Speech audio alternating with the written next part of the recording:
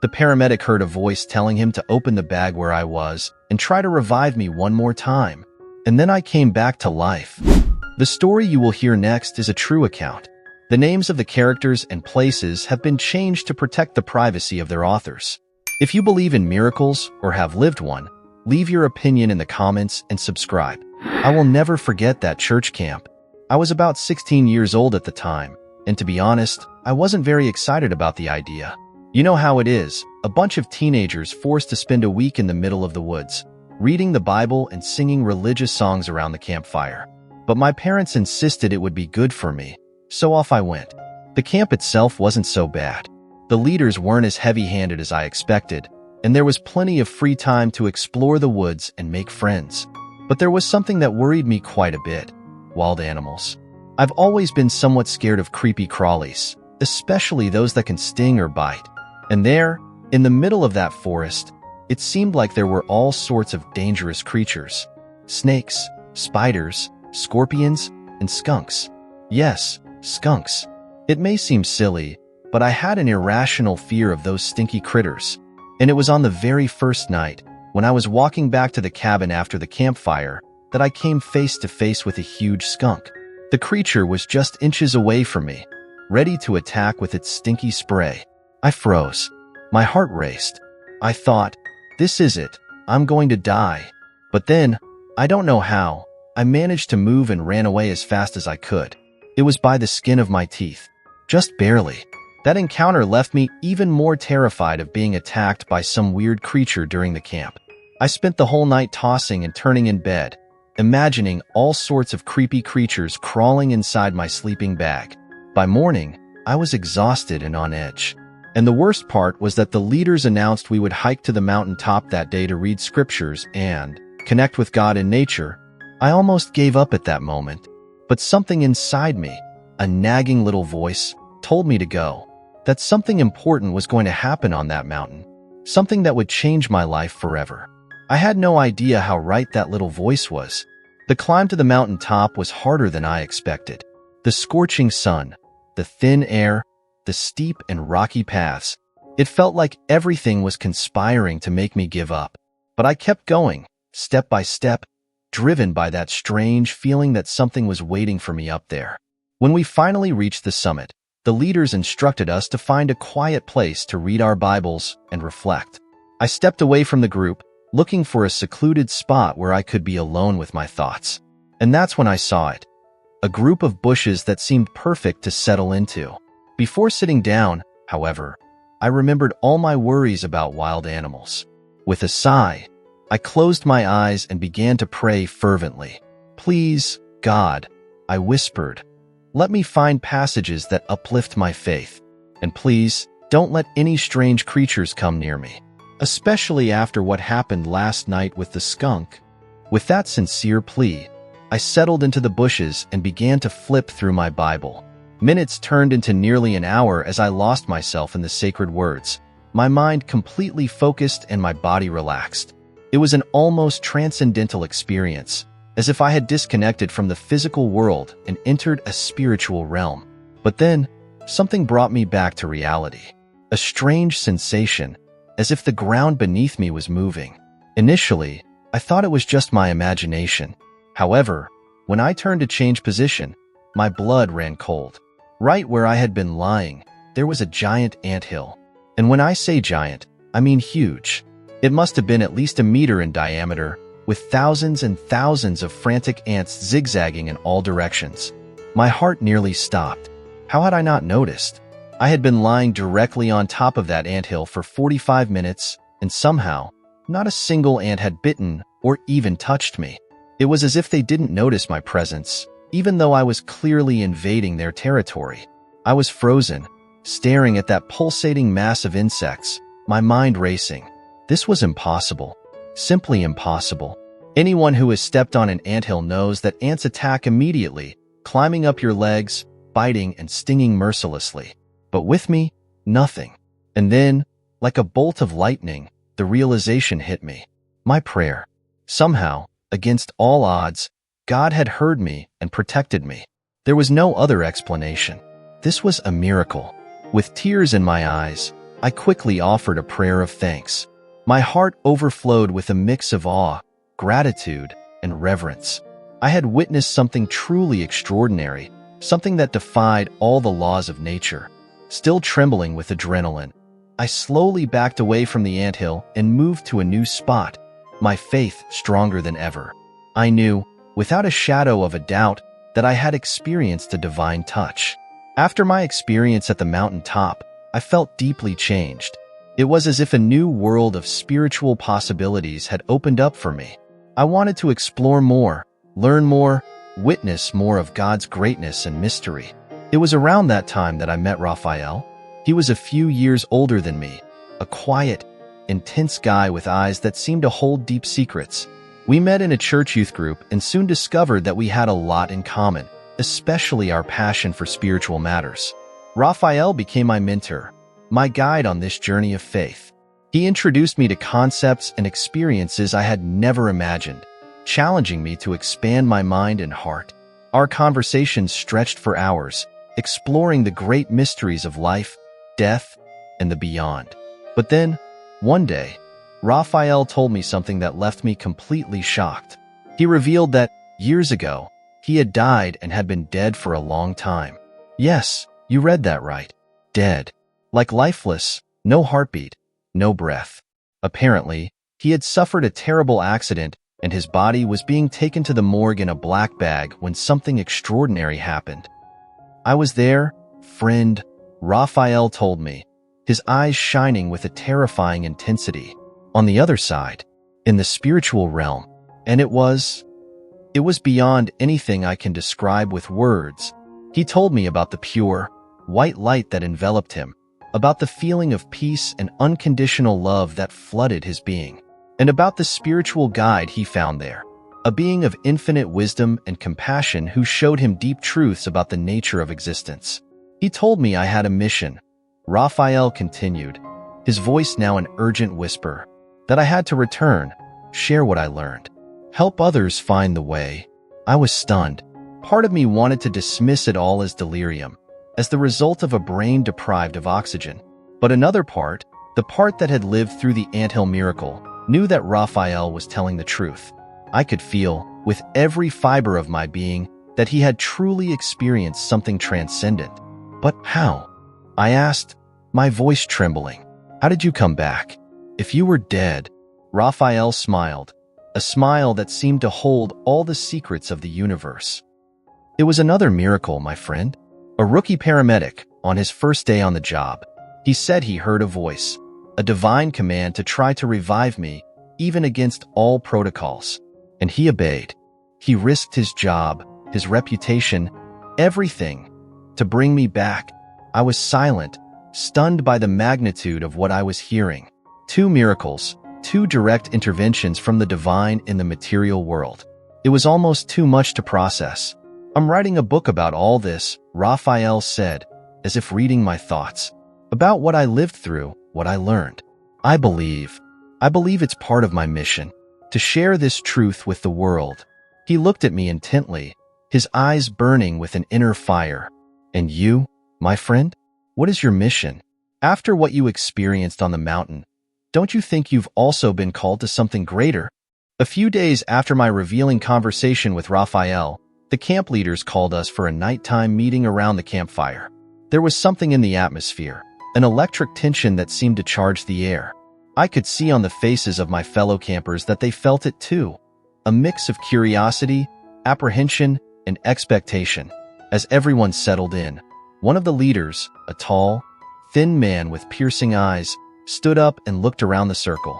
The flickering light of the campfire cast dramatic shadows on his face, enhancing the gravity of his expression. I have something to tell you, he began, his voice low and solemn. Something that I believe will change the way you see. Well, everything. A murmur ran through the group. I leaned forward, my heart racing. After my own experiences and Raphael's revelation, I felt prepared for anything. Or so I thought. The leader took a deep breath, as if gathering courage. A few years ago, he continued, I witnessed a miracle. Something so incredible, so beyond common understanding, that it defies all logic and explanation. He paused, his eyes scanning the group, capturing every reaction. Some campers fidgeted uncomfortably. Others leaned forward, eyes wide with anticipation. I was on the edge of my seat, almost breathless. I was on a humanitarian mission in Central America, the leader went on, working in a remote village that had been devastated by an earthquake. The destruction was unimaginable. Houses in ruins, cracked streets, bodies everywhere.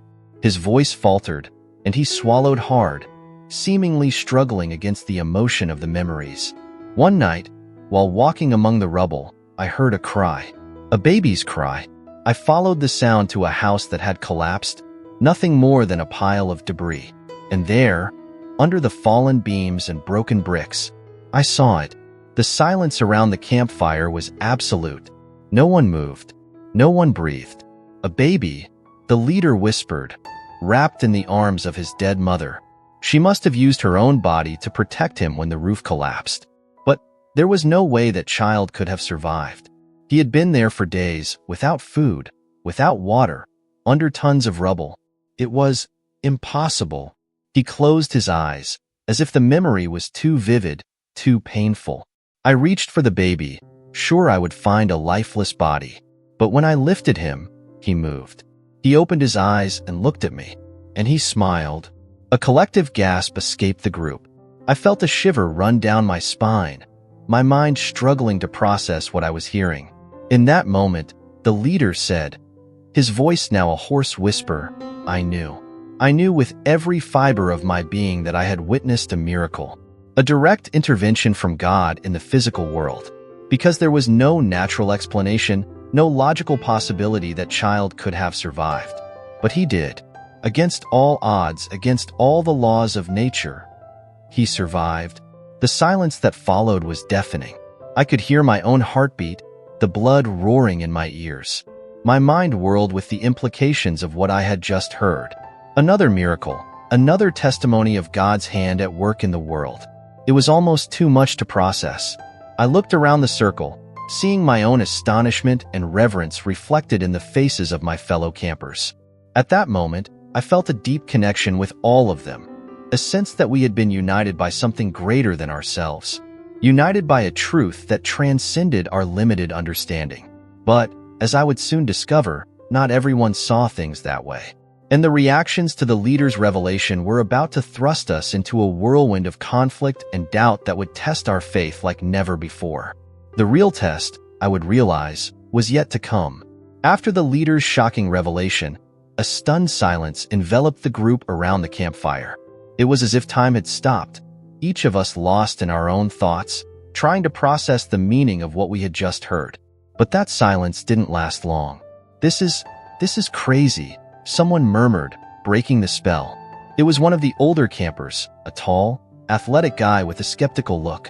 You can't expect us to believe this, can you? The leader looked at him, his eyes shining with unwavering conviction. I don't expect you to believe me, he said calmly. I just ask that you open your minds and hearts to the possibility of the miraculous. But the camper was not convinced. Open our minds to what? To fantastical stories that defy all logic and science? There's always a rational explanation. Always. Others began to chime in, some agreeing with the skeptic, others defending the leader. Soon, the debate heated up, voices rising in a crescendo of emotion and argument. How can you deny what he saw with his own eyes? Exclaimed a girl, her eyes shining with tears of passion. Just because something is hard to believe doesn't mean it's not true. But what's the probability? Another replied, gesturing emphatically. A baby surviving for days under the rubble? Without food, without water? It's statistically impossible. Statistics mean nothing in the face of God's power, someone shouted, jumping to their feet. And so it went on, each side presenting their arguments with increasing intensity. I found myself in the crossfire, my head spinning from the cacophony of conflicting opinions. Part of me wanted to support the leader, to defend the reality of miracles. After all, I had my own inexplicable experiences. The encounter with the anthill, Raphael's near-death story. I knew, deep down in my soul, that there was more to this world than our limited understanding could explain. But another part of me, the part that had been educated to value logic, reason, and the immutable laws of nature, doubted. Doubts crept into my mind, whispering that maybe, just maybe, there was a perfectly natural explanation for all this. That perhaps we were getting swept up in the emotion and desire to believe in something greater than ourselves. I felt torn, pulled in opposite directions by equally powerful forces. And, looking around the circle, I could see that I was not alone in this inner struggle. Each face was a mask of uncertainty, fear, and longing, reflecting the battle being waged in our hearts. As the night progressed and the flames of the campfire dwindled, the debate continued, becoming increasingly heated and personal. Accusations were thrown, friendships were tested, and fundamental beliefs were shaken to the core. It was as if the leader's revelation had opened a Pandora's box, unleashing all our deepest fears and most secret doubts. In the end, exhausted and emotionally drained, we dispersed to our cabins, each carrying the weight of unanswered questions. As I lay in my sleeping bag, staring at the ceiling and listening to my roommate's breathing, I couldn't escape the feeling that something had fundamentally changed within me. It was as if a seed had been planted, a seed that would grow and transform me in ways I could not yet comprehend. The following days passed in a blur of camp activities and whispered conversations. The debate around the campfire had opened an abyss between us, dividing the group into believers and skeptics. The meals, once joyful and filled with laughter, were now consumed in tense silence. The games and jokes, once so entertaining, felt empty and meaningless. I found myself wandering the campgrounds, seeking solitude, trying to make sense of the whirlwind of thoughts and emotions inside me. I replayed the leader's words over and over in my mind, examining them from every angle, trying to fit them into the puzzle of my faith. It was during one of those contemplative walks that I encountered Raphael.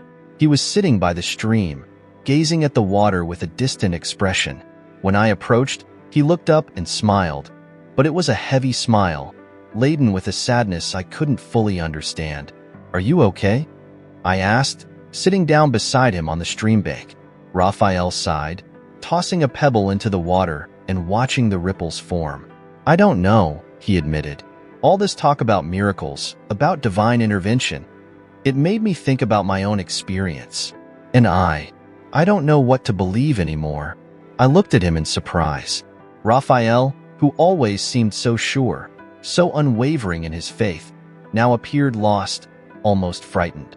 "What do you mean?" I asked softly. "I mean, what if it was all in my head?" he burst out, his words coming in a rushed torrent. "What if that light, that guide, those revelations, were just hallucinations produced by a dying brain?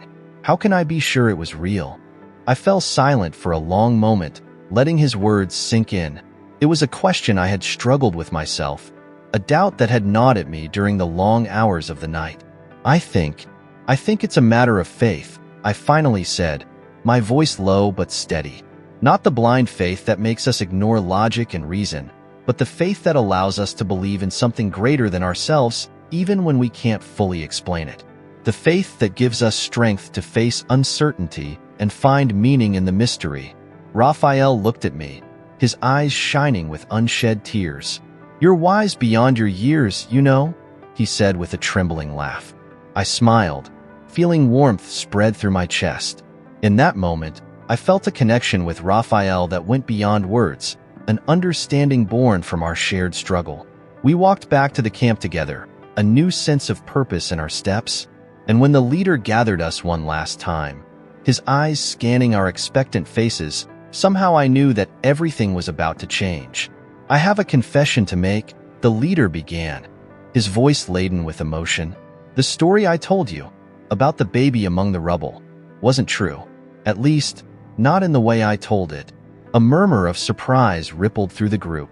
I felt my heart sink, a sense of betrayal rising bitterly in my throat. "I told that story as a test," the leader continued, his eyes pleading for understanding. "A test of your faith, of your willingness to believe in the impossible. I wanted to see how you would react when faced with something that challenged your understanding of the world." He paused, and I could see the pain and regret etched in every line of his face. But I realized that it was wrong. Faith is not about blindly believing, about swallowing fantastic stories without question. It's about seeking the truth, even when it's difficult, even when it takes us to scary and unknown places. An astonished silence covered the group. I could feel the anger and confusion radiating from my fellow campers. I could see the sense of betrayal reflected in their eyes. But then, slowly, hesitantly, someone began to clap, and then another and another, until the whole group was standing, our palms resonating through the trees like a hymn of forgiveness and understanding. Because amid the pain and confusion, amid the doubts and fears, something true and powerful had been born. A lesson that went beyond any story of miracles or divine intervention. We learned that true faith is not about having all the answers, but about asking the questions. It's not about absolute certainty, but about courage in the face of uncertainty. It's about seeking the truth, no matter where it leads us, and finding light even in the deepest darkness. And as we left the camp that day, our hearts lighter, our minds more open, I knew that we had all changed. We had been tested by the fire of doubt and emerged stronger, wiser, more truly alive. The road ahead was still shrouded in mystery, filled with twists and surprises. But one thing was certain: we would never be the same again, because we had learned the most important lesson of all, that the journey itself, with all its struggles and triumphs, is the greatest miracle of all.